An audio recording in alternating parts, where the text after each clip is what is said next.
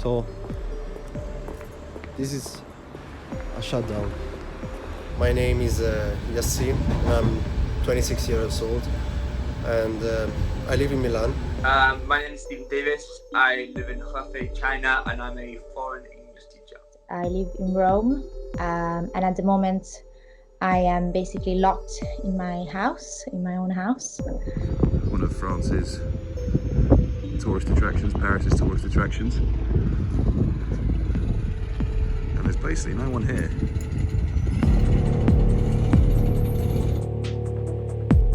The outbreak was suddenly there was like 5 people with a new disease, and then suddenly there was 70 people, and then suddenly the day after that there was 1,000 people. Because every time you go somewhere you have to get your temperature checked, you have to wear a face mask, you have to sign everything, you have to scan to make sure where you are.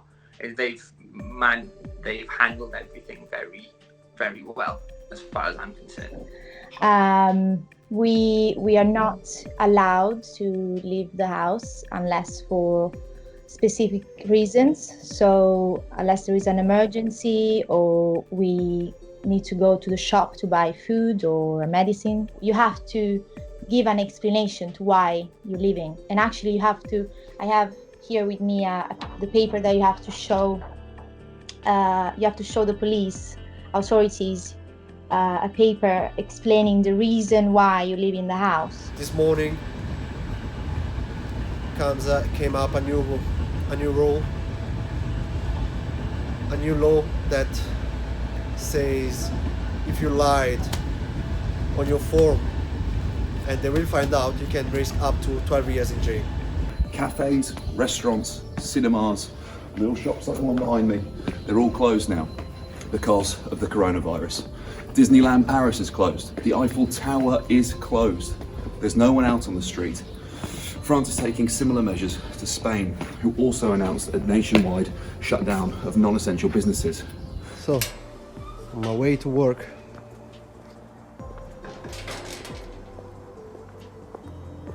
streets here are obviously empty. Bar is closed, shop is closed over there.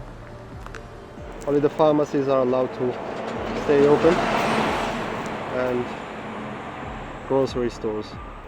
This is one of the busiest stations, Sesto San Giovanni, and very empty.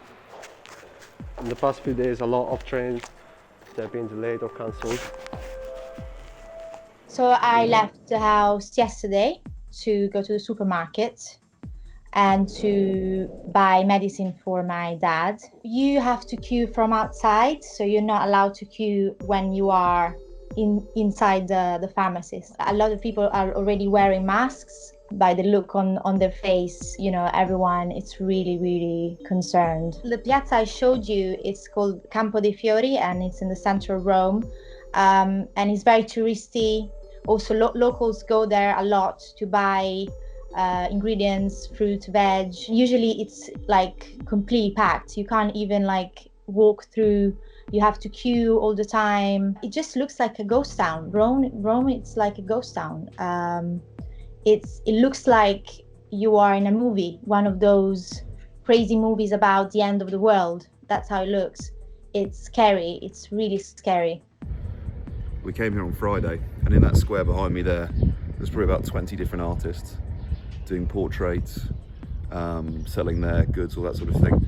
That big red building behind me that's a restaurant. There were chairs and tables out the front of it. People all sat down, eating, drinking. It is eerily quiet.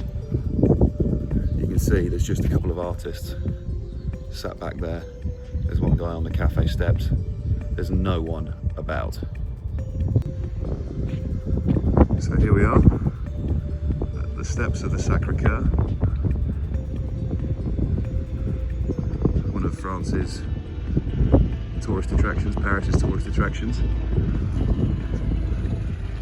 And there's basically no one here.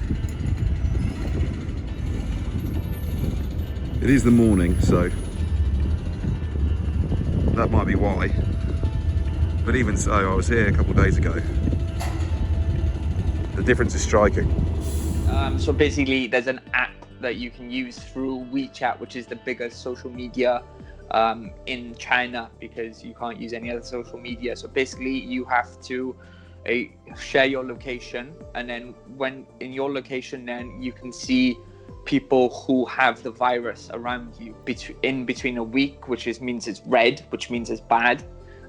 Between 2 weeks then is the yellow, and then after 2 weeks is or even a month, it will show like the virus is completely evaporated from that area, and that's all where you get all the green. And one thing that they did very well as well, China, was public transport. All that just stopped straight away. Yeah, but it was quite eerie sometimes, because you just saw buses like going around even at the start, and no one was on them. So these buses were going around these cities and not one person was on them. It was very eerie to start. I remember I walked about 5 kilometers one night and I saw 2 people in a city of 10 million people. It was absolute surreal moment to be part of that. Like, the only thing that was sold was instant noodles. This is very worrying because people are staying home. Some of them, they don't have an income. Like, hopefully this will be over very soon, because it's making a lot of people uncomfortable. I think this should be what other countries should be doing already now.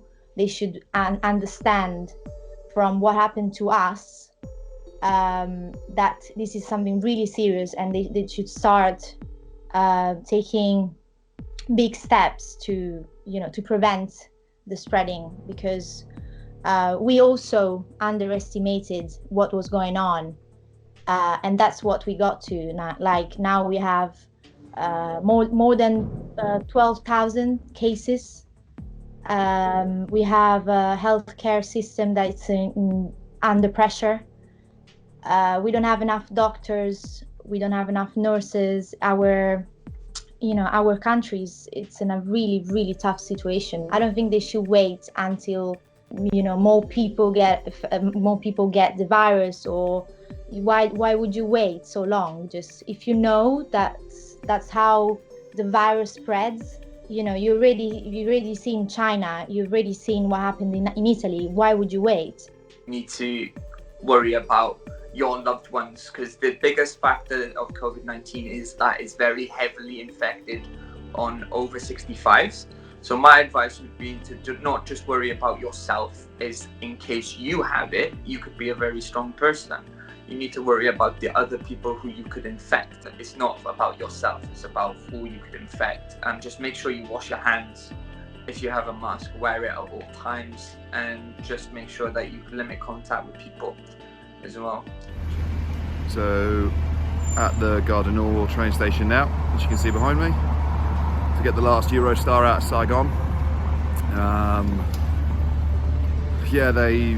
People can move their tickets forward and leave.